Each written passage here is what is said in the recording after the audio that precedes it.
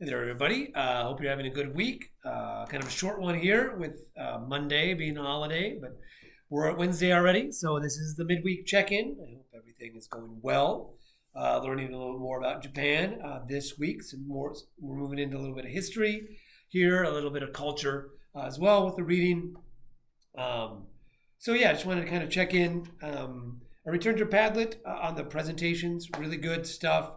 I mean, we covered everywhere from Hokkaido to Okinawa, so the entire sort of length of Japan, north to south, east to west. Really good ones about Hokkaido.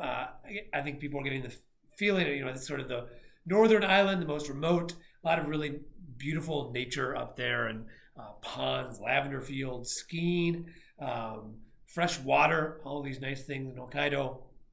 Um, Tokyo, a lot of people wrote about different neighborhoods, Akihabara being one, Shibuya, the Team Lab borderless sort of art display area. I thought that was really good. If you were in Tokyo, I mean, that's one thing to do. Just get on a train, go to different neighborhoods, Shinjuku, all these different cool ones. And there's a lot to see there, parks and cool stuff.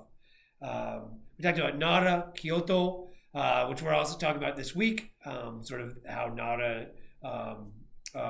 became the first capital. We'll talk about Kyoto later as the Heian period that we get into. The post on the road from Kyoto to Tokyo was really interesting as well. Tsushima, which again we'll talk about a little bit later, its role there, a popular video game today, but sort of the Mongol invasion site. Gifu we'll talk about later as well, is also a very important historical site. Nobunaga is from there. Hideyoshi. We'll get to all those characters later. I thought the post on Nagoro, I think it is, of the kind of scarecrow puppet village was really interesting. Thank you for that, Tava. I think that was awesome. I learned a little bit more there. So I attached the Padlet presentations, a PDF, if people want to look at that a little bit more and download it and take a look. Cool pictures, good write-ups, good job. So this week we're kind of doing early Japan history, kind of setting the stage, kind of moving us into getting into what we know about Japan, sort of historically and culturally. Fast forwarding, we're going through like 30,000 years here of the Jomon period, sort of the prehistoric Neolithic, if you will, phase, pottery, small settlements. Then we get to Yayoi, sort of influence of China and Korea, but also kind of the coalescence of Japan into sort of regions. Kofun and the development of early states and Uji and these clans, which ultimately will come out of the Yamato dynasty, sort of the longest longest still intact dynasty in the world. We'll learn about them. Early emperors, Jinmei, Jimmu and Kinmei. Can get to know them. They'll come up.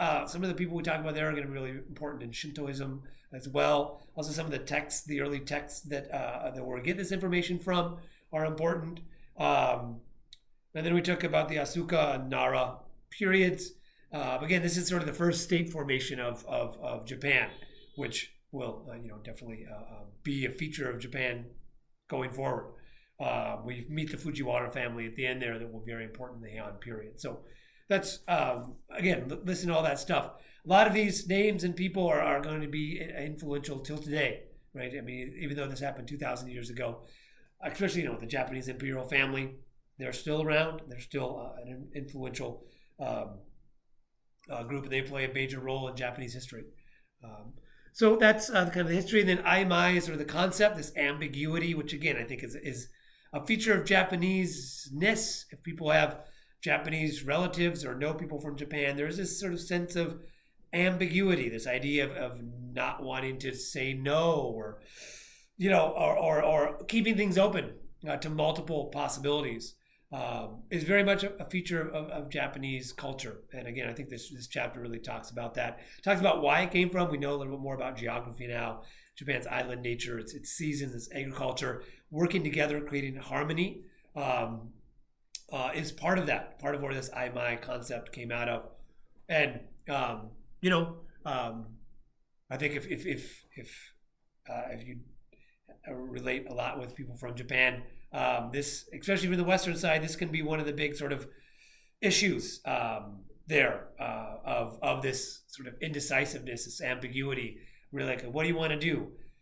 And this not really coming to a decision. I talked about this in the lecture, in my sort of lecture about it, partly with my sort of my in-laws, okay, what are we going to do? What are we going to, in my Western side, it's like, let's make a decision, let's go.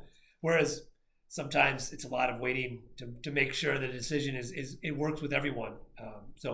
It is a sort of a challenge from the outside looking in. So that's that. And then the 2 assignments this week, I just want to kind of talk about is project topics. I want you to pick a project topic.